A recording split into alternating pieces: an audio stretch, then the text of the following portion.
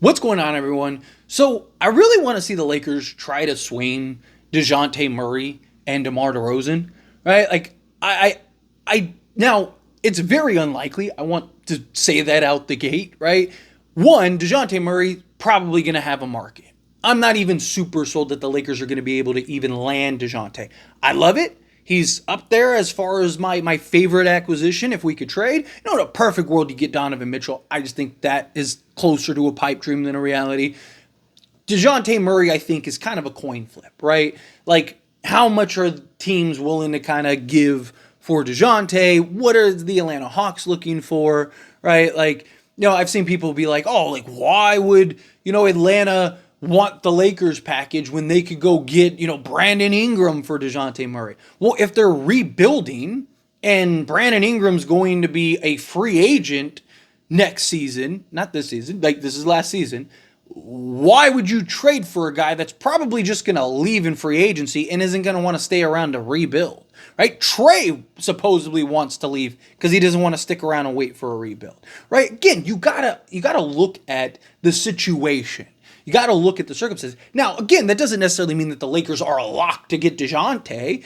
There are other teams. I mean, the Spurs, if they want Dejounte, they'll land Dejounte. They have the pieces to help. Here's some young talent to rebuild. They give up like Johnson and a couple picks and stuff. They can even give up like the 4th and 8th pick in this year's draft if they really wanted to push for him, right? Like they have picks, they have young talent, they have guys that, may be interesting for a team like Atlanta. So again, it's not a lock that the Lakers are going to land Dejounte Murray, which is why I think it's, kind of a coin flip. But perfect world, right? You go and land Dejounte Murray.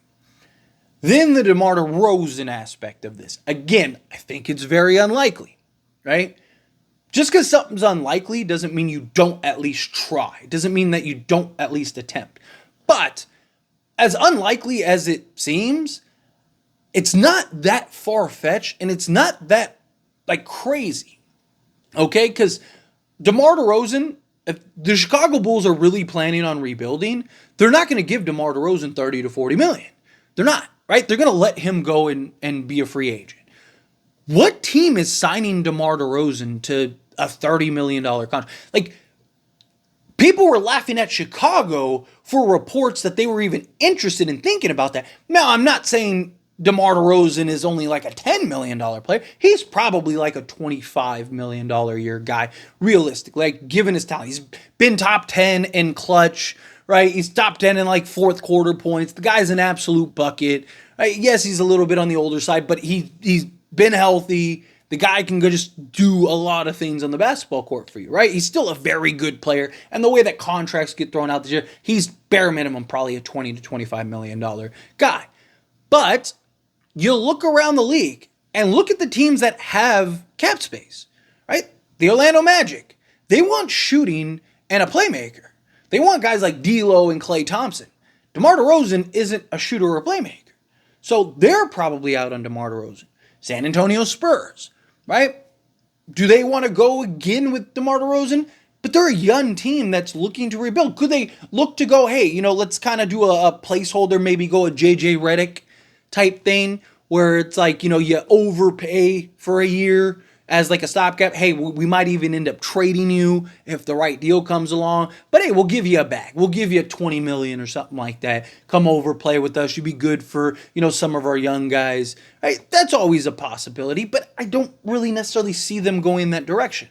Right? I think that they'll kind of round this out, kind of spend a year waiting for the right guy, right piece or whatever. If they bring in a vet guy or two, it'll probably be a cheaper in vet guy that they're bringing in to kind of just play a role and be a developer. So I think that San Antonio's probably out. The Thunder, he doesn't make sense at all for the Thunder. They need a big man, right? They just got Alex Caruso. Where does he slot in? Because, yeah, you bringing Caruso off the bench, but even then, what are you not playing Williams? Are you not playing, are you not playing Dort? Where does he slot in, right? So I don't see that happening. Right? You kind of go down the list of all the teams with cap space, and it's none of these teams have cap space to go and acquire him. And so people were like, oh, well, the Lakers would have to sign and trade for DeMar. Why, if no one else is willing to give him money? Right? usually when you work out a sign and trade for a guy, is because you really want him, he really wants you, but there are other teams that are willing and open to giving him money, and you don't want to run the risk of him signing elsewhere, right? So you work out the sign and trade, so he gets the bag, you get the player, everybody's right. The team that traded him, they get something in return so they don't lose a guy for nothing. It's usually why it happens. If nobody else is offering him a contract, like, why would you go and then, could Chicago sign and trade him for maybe a team take a flyer on him on a cheaper deal, right? For like $15 million, right? Teams like, sign a 1 year, $15 million deal. Like, hey, we'll work out a sign and trade with you. Just see, possibly. But at that point, he might as well just go to the Lakers, because the Lakers could, if D'Lo walks, or if they, say they trade for Dejounte and they're able to clear salary, and if they can clear enough to open up that full mid-level exception, like at that point, why wouldn't DeMar I could go over here and play for this team that I may not even get real minutes and, make $15 million, or I could go to the Lakers, which is my home. I've already gotten the bag. For $2 million less, I get to play there. I get to be a part of a team that could potentially be a contender. Right? Like, I get to play a big role, right? Like, it just, again, the circumstances. Not saying that that's necessarily the case, because who knows? Maybe a team does and is like, hey, you know what? Let's go sign him, right? Maybe the Sixers end up missing out on everybody, and they're like, hey, let's just get DeMar for a year or two, right? Like, that could be a possibility. Maybe they go, hey, and we can't get Paul George, we can't get this guy, we can't get that guy.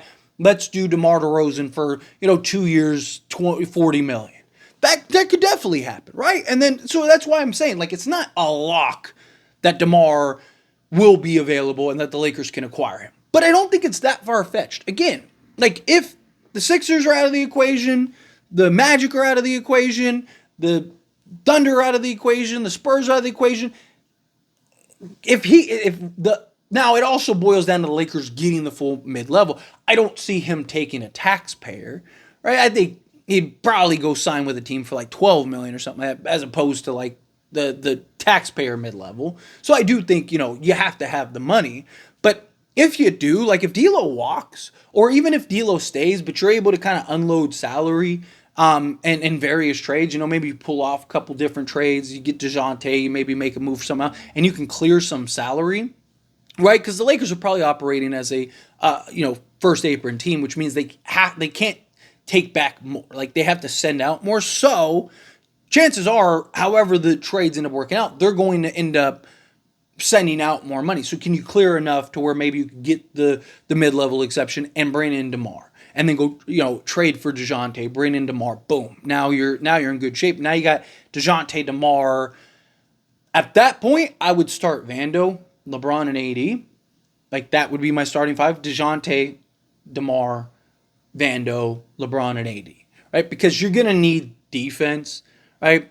The only problem would be shooting. Because Vando's a guy that, like, what are you getting from him on the shooting department? DeMar, I know a lot of people, he's trash because he doesn't shoot threes. He still shoots a lot of deep twos. So, like, but you're not getting threes heavily from him, but you're getting some twos. And then Dejounte, he's a guy that, but to me, it's just the talent, right? Like, there's more to floor spacing than just jacking up threes, right? Like, you can put these guys in different actions.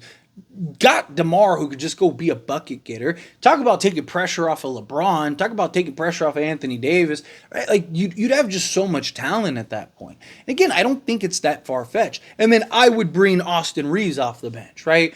Can you go get some type of point guard cheap, even a Chris Paul or something? I'd probably want a little younger, right? But, like, worst case, let's say you get Chris Paul, Max Christie, Austin, or you could even do like Austin Reeves at that point, because you have multiple guys, so you could always keep ball handler. So, like, your five off the bench could be like Austin Reeves, Max Christie, Christian Wood, Valanciunas, or Zach Edey. Maybe if you can't, let's say you have to trade the 17th pick, then go sign a Drummond or Valanciunas. But if you can keep your 17th pick, maybe you get a Zach Edey, and now you don't really need that.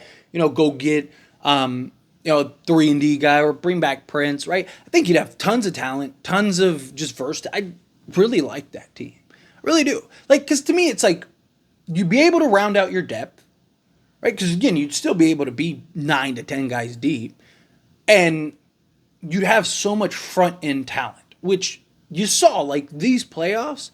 It was the front-end talent that was so important, right? I mean, Boston just won the championship with front-end talent. Now, they had a bunch of guys like shoot threes and stuff like that, and they also took the most threes out of anybody. But to me, it's like, put the talent on the court and figure it out, right? Like, and I don't think they don't match and they don't line up. I mean, DeMar just played with, there was a point where DeMar was playing with, Kobe White and Zach LaVine, two guys that, and on top of Valanciunas, who he was taking like 15 attempts per game, and then before that, it was like Lonzo, Zach LaVine, like, DeMar, yeah, he's been one of the top 2 guys, but he also played alongside a lot of guys, and it'd be a sacrifice. Dejounte, same thing, right? Like, he's been the guy, but he also had to sacrifice a lot, right? Now you're playing alongside LeBron and AD. Right? I think LeBron, especially if JJ really wants LeBron to play more off ball, right? Like, LeBron can, him just being able to be this off ball threat, while you have like guys like DeMar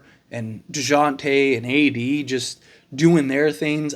Like I said, I'd probably like to go with the defensive side of things, bring in Jared Vanderbilt, because I just think between DeMar, Dejounte, LeBron, and AD, you got more than enough offense, right? Especially if you have proper offensive schemes, I think you'll be fine.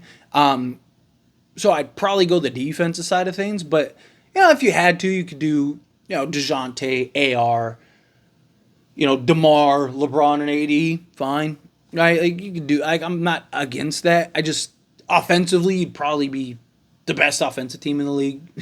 You'd probably be ridiculous. Maybe a team like Boston matter, just they just shoot so many threes, but I think you'd be very good offensively. But defensively, I'd have my concerns. Again, it's just kind of a thought, right? It's just something that I was just like, man, I really would like to if they can make that work. Bring it, like, again, give me the talent. Figure out the rest. Bring in the talent and let's figure it out. But anyway, as always, this is a discussion. I pass the question on to you. Let me know your thoughts and opinions down in the comments below. What do you think? How do you feel? What are your thoughts? Do you like the idea of like going after Dejounte via trade? If DeMar DeRozan, if he's not really getting great offers, do you bring him in on a full mid-level exception? You also, again, there's definitely hurdles. Like, I want to be clear. Like, this isn't something that's like, oh man, like, oh, like, yeah, this is happening. No, this is something that there are a lot of hurdles. It's very unlikely, but it's not like never going to happen type thing. Like, this is something that we get in the opposite, like, oh wow, Lakers just traded for Dejounte and signed DeMar. Like, it can happen. It's just, then there's some things to work through. But again, how you feel, whatever your thoughts are, I'd love to hear it. So let me know down in the comments below. That being said, if you haven't liked this video, hit that like button. Helps me a lot. Helps me enjoy these types of videos, and I truly appreciate it. Not subscribe channel, hit that subscribe button. Turn on the bell notifications. Appreciate y'all. See you in the next one. Thank you.